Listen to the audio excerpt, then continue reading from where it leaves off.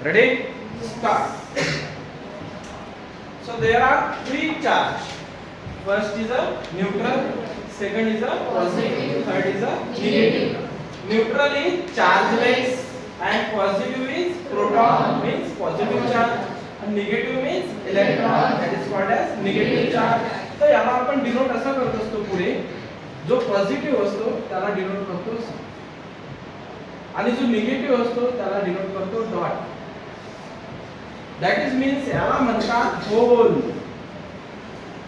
Hole is positive charge, hole is positive charge and याला म्हणतात electron.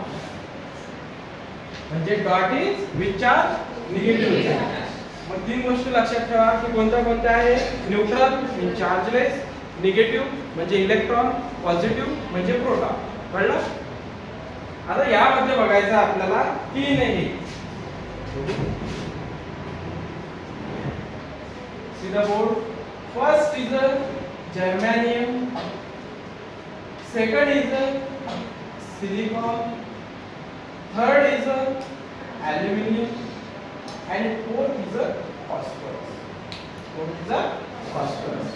Atomic number of germanium is 32. Atomic number of germanium is 32. Silicon atomic number is 40. Silicon number is 40. And aluminum is 30. How much? 30. And phosphorus is 50. Phosphorus is 50. मग यामध्ये प्रत्येक element मध्ये आपल्याला बघायचं आहे की बा किती याच्या आउटर मोस्ट शेल मध्ये इलेक्ट्रॉन आहे. कसं चेक करणार की जसं मी तुम्हाला सांगितलं, शेल कोणत्या कोणत्या आहे आपल्याकडे.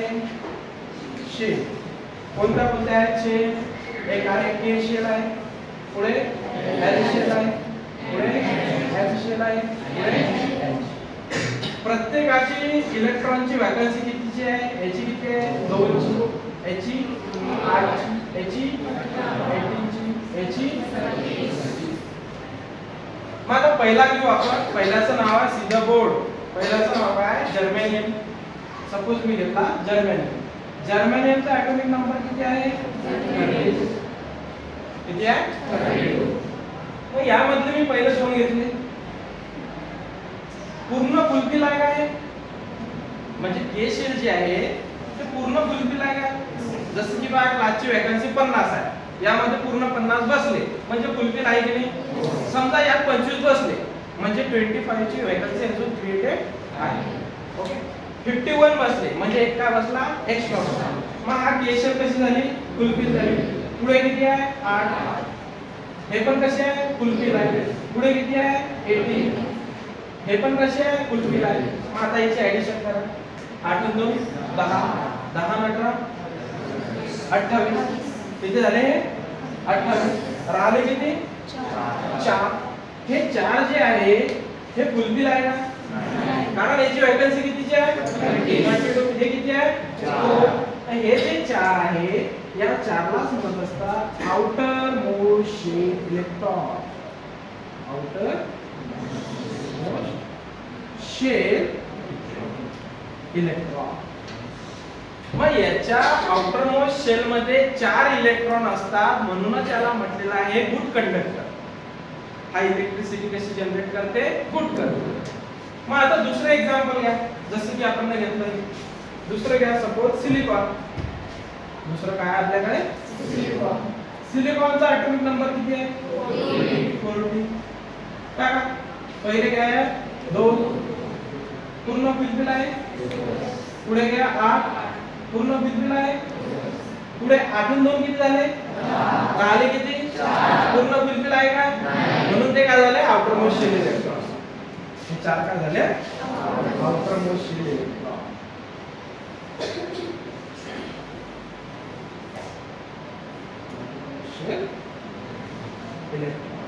ओके. मग आता तसंच जसं मी तुम्हाला सांगितलं की एक जर्मेनियम आहे, एक सिलिकॉन आहे, याच्या आउटर मोस्ट शेल मध्ये 4 इलेक्ट्रॉन आहे. असे वेगवेगळे पण एलिमेंट आहे, जसं की गॅलियम आहे, आर्सेनाइड आहे. पण आपण सध्या कोणते घेतले जर्मेनियम आणि सिलिकॉन. हे गुड कंडक्टर आहे का, कारण याच्या आउटर मोस्ट शेल मध्ये किती इलेक्ट्रॉन आहे 4 इलेक्ट्रॉन. किती आहे 4. मग आता दुसरं पहा, हा ॲल्युमिनियम आहे. तर तुम्ही हा ॲल्युमिनियम बघून सांगू शकता का की याच्या आउटर मोस्ट शेल मध्ये किती इलेक्ट्रॉन आहे? किती आहे? 3. किती आहे? 3. काय? 3 electron in outer most shell. मग हा गुड कंडक्टर आहे का? हा गुड कंडक्टर आहे का? नाही. दुसरा काय? फॉस्फरस. फॉस्फरसच्या आउटर मोस्ट शेल मध्ये किती electron? 5 electrons. 5 electrons in outer most shell. मग काय आहे माहितीये का? सपोज आपण जर्मेनियम किंवा सिलिकॉन त्यापैकी एक मटेरियल घेतलं कोणते, कारण दोन्ही कसे आहे? गुड आहे. ते चॉईस आपल्यावरती आहे की आपल्याला कोणता घ्यायचा. सपोज मी घेतला silicon. Silicon silicon silicon silicon silicon silicon सगळे सिलिकॉन घेतले, पण त्यामध्ये एक ॲल्युमिनियम घेतला. एक ॲल्युमिनियम घेतला तर ॲल्युमिनियम ऍड केला. तर ॲल्युमिनियम काय केलं? कारण काय झालं? सगळे सिलिकॉन आहे, हे प्युअर मटेरियल आहे. त्या प्युअर मटेरियल मध्ये मी एक वेगळा काहीतरी टाकला. वेगळा काहीतरी टाकला म्हणजे काय म्हणतात त्याला? Impurity atom. काय म्हणतात? Impurity atom. मग आता ही इम्प्युरिटी कशी आहे? 4 पेक्षा कमी आहे. किती आहे? 3 आहे. हे किती आहे? 4 पेक्षा जास्त. म्हणजे इम्प्युरिटी कशी आहे? जास्त. एक डिस्टिल वॉटर घेतलं मी फिल्टरचं 1 लिटर. शुद्ध पाणी घेतलं. शुद्ध पाण्यामध्ये काय घेतलं मी? माती घेतली थोडीशी. त्यात इम्प्युरिटी ऍड होईल की? इम्प्युरिटी आहे ना, काही ना काही प्रमाणात आहे. हे घेतलं, हे इथं ठेवलं. दुसरं 1 लिटर वॉटर घेतलं शुद्ध, त्यात माती घेतली. स्टाईल बघा, मुठभर माती घेतली, टाकली. काय होईल?